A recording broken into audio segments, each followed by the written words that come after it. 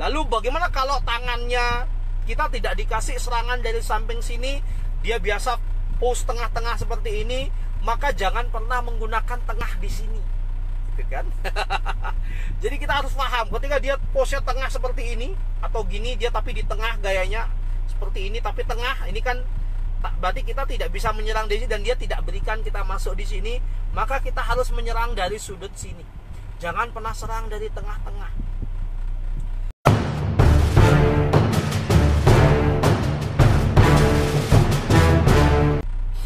Oke, berikutnya gimana? Nah, setelah masa yang dibutuhkan yang nomor 3 ya. Tadi kan yang nomor 1 tadi kita bicara tentang konsep Ip Man Wing Chun, yaitu destroy balance atau merusak balance. Kemudian yang nomor 2, untuk destroy balance kita butuh yang namanya masa. Jadi kita berlatih logika ya. Jadi Wing Chun itu benar-benar common sense atau benar-benar bisa dilogikakan. Oke, pertama merusak balance. Yang kedua dibutuhkan masa. Setelah kita punya masa, yang kita butuhkan nomor 3 itu adalah sudut serangan. Jadi sudutnya ketika menabrak pun itu sangat penting untuk memastikan masa tubuh lawan itu, atau memastikan struktur keseimbangan lawan itu menjadi goyang. Jadi angle of attack atau sudut serangan itu menjadi sangat penting. Bagi sebagian besar orang Wing Chun yang belajar Wing Chun dengan cara yang salah, ini tidak memahami bahwa Wing Chun itu sebenarnya ada sudut serangan loh. Oke. Jadi Wing Chun itu konsepnya kan segitiga seperti ini. Nah, ada sudut-sudut yang harus kita pelajarin ketika kita menyerang. Jadi sudut itu harus presisi, guys. Ketika tidak presisi, kita yang nyelip sendiri ke samping. Jadi ini sudut serangan yang harus kita pelajarin dalam Wing Chun, sehingga pada akhirnya sudut serangan ini pas sekali merusak keseimbangan dari lawan atau yang disebut dengan buying. Wing Chun itu kan konsepnya Chiu Ying. Ketika keseimbangannya dirusak, maka dia menjadi yang namanya buying atau blind spot atau titik yang tidak menguntungkan bagi lawan, sehingga pada akhirnya keseimbangannya pun akan rusak. Oke, jadi itu sudutnya harus dipelajarin. Kalau Anda tidak tahu sudutnya, maka yang terjadi adalah Anda akan menyerang dengan tenaga yang sangat besar dan mungkin juga tidak memberikan efek apa-apa, gitu kan? Sama kayak kita naik mobil gitu, misalnya ada mobil menghalangi di sini, kita harus tahu nih, kalau kita ingin memindahkan mobil ini, kita harus tabraknya di mana, gitu kan? Kalau kita tabrak di tengah, itu akan membutuhkan tenaga besar sekali. Oke, ini sudut kalau kita analogi mobil ya. Jadi kalau kita mau nabrak, kita tabraknya di mana? Kalau tabraknya di sini, ini ada mesin berat, ya kan? Dan sebagian besar orang kalau mau nabrak dengan cara yang sangat enak, itu adalah tabrak bagian belakangnya, yang itu cuma bagasi. Jadi tabrak belakangnya, maka mobil itu akan berputar, sehingga kita hanya membutuhkan sedikit tenaga untuk melakukan tabrakan. Begitu juga dalam Wing Chun, guys. Jadi ada angle of attack atau sudut-sudut serangan yang harus kita pelajarin berdasarkan partnering, sehingga pada akhirnya kita bisa jeli sekali melihat sudut serangan lawan. Bahkan kalau Anda sudah terbiasa dengan sudut serangan, ketika orang melakukan bukaan kuda-kuda gitu kan bahasanya kan. Karena kita sering bercanda kalau Wing Chun ini kita sering ibaratkan adalah main pukul Wing Chun gitu kan. Main pukul Wing Chun. Jadi ketika orang buka kembangan kuda-kuda gitu kan, kalau kita sudah terbiasa mata kita dengan angle atau sudut dari serangan, maka begitu dia buka kuda-kuda, kita sudah langsung tahu, oke, kosongnya serangannya di area ini dan ini.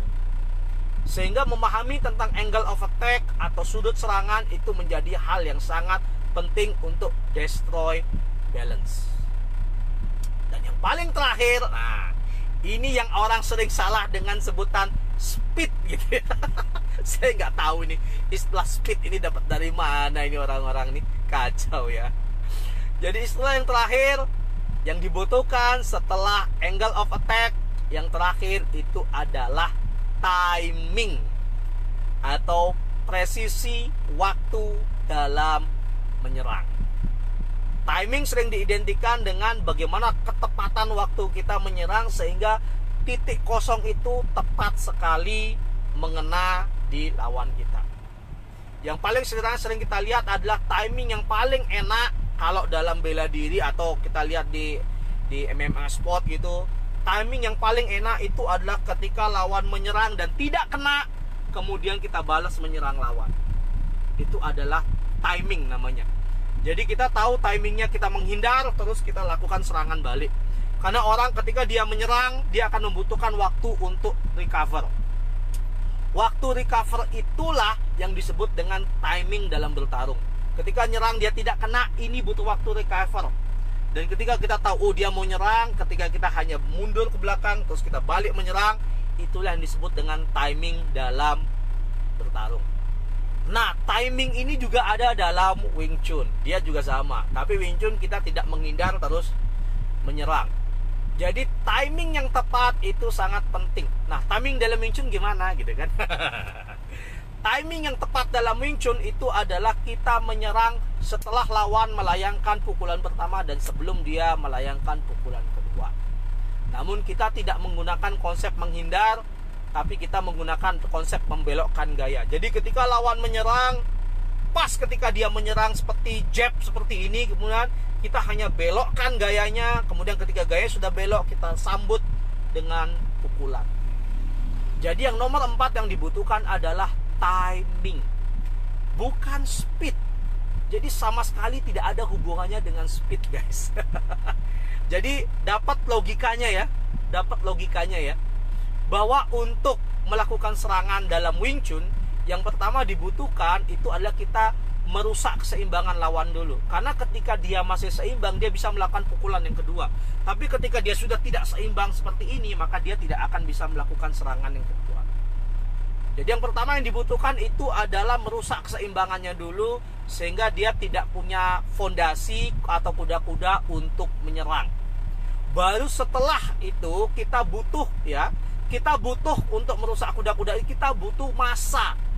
Ya, kita butuh massa untuk menekan sehingga lawan itu menjadi imbalance. Karena kan untuk menekan kita butuh massa, nggak bisa kita ringan kan.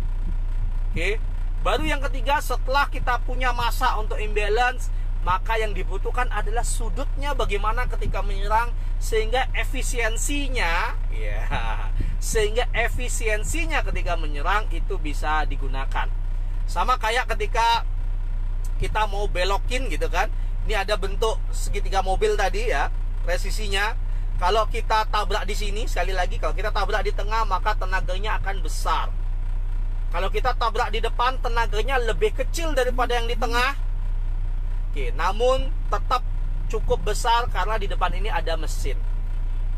Nah, kalau kita tabrak di belakang, ini hanya ada bagasi yang dimana dia pasti lebih ringan. Jadi kita harus paham sudut serangan. Oke, jangan pernah menyerang di tengah-tengah. Berarti kita harus cari, kalau tidak bisa yang di belakang, berarti kita harus di depan. Minimal di depan itu tenaganya lebih kecil daripada di tengah-tengah. Dan kalau memungkinkan kita akan serang di bagian belakang, sehingga kita butuh tenaga yang paling efisien. Jadi ini angle of attack.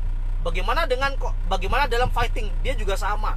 Ketika kita seperti ini ya, seperti ini, kalau kita melihat bagian sininya, ya bagian sininya itu yang terlihat kosong gitu kan, maka kita akan menyerang di bagian luar.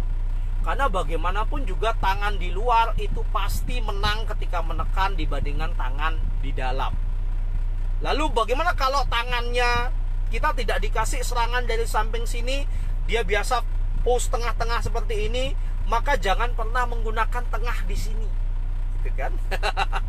Jadi kita harus paham, ketika dia pose tengah seperti ini atau gini, dia tapi di tengah gayanya seperti ini tapi tengah, ini kan berarti kita tidak bisa menyerang di sini dan dia tidak berikan kita masuk di sini, maka kita harus menyerang dari sudut sini. Jangan pernah serang dari tengah-tengah. Nah, kemampuan untuk melihat sudut serangan itu sangat ditentukan oleh jam terbang yang sudah kita lakukan atau sudah kita latih untuk melakukan proses Wing Chun. Sehingga ketika kita seperti ini, kita tahu lawan seperti ini, kita tahu nyerangnya bagaimana. Lawan seperti ini, kita tahu nyerangnya bagaimana. Lawan seperti ini, kita tahu nyerangnya bagaimana. Jadi semuanya dilatihkan di tempat latihan sehingga kita paham. Oke, dengan pola seperti ini, bukaan seperti ini, sudutnya seperti ini, sehingga tenaga yang kita gunakan bisa jadi efisien. Dan yang terakhir, yang nomor 4, itu adalah timingnya ketika menyerang. Jadi kita harus lihat timing ketika menyerang. Kita lihat posisi lawan seperti apa dan kita tentukan timingnya bagaimana. Setiap lawan itu pasti memiliki gerak-geriknya sendiri ketika bertarung. Ya, kita lihat, kita pelajarin struktur lawan dan kita lihat timingnya. Kalau dia tipikal penyerang, kita biarkan dia menyerang dan kita gunakan itu sebagai timing ketika kita melakukan counter. Backfish dong. Backfish. Oke, sebentar saya jawab ya. Kemudian ketika ada pertanyaan lucu. Oke, nanti saya jawab Mas Rizky. Jadi ketika lawan tipikalnya penyerang, maka kita biarkan dia untuk masuk dan kita melakukan counter dengan timing yang tepat. Ketika dia bertahan, justru itu bagus kita gunakan timing kita untuk melakukan serangan sehingga lawan akan mundur. Oke ya?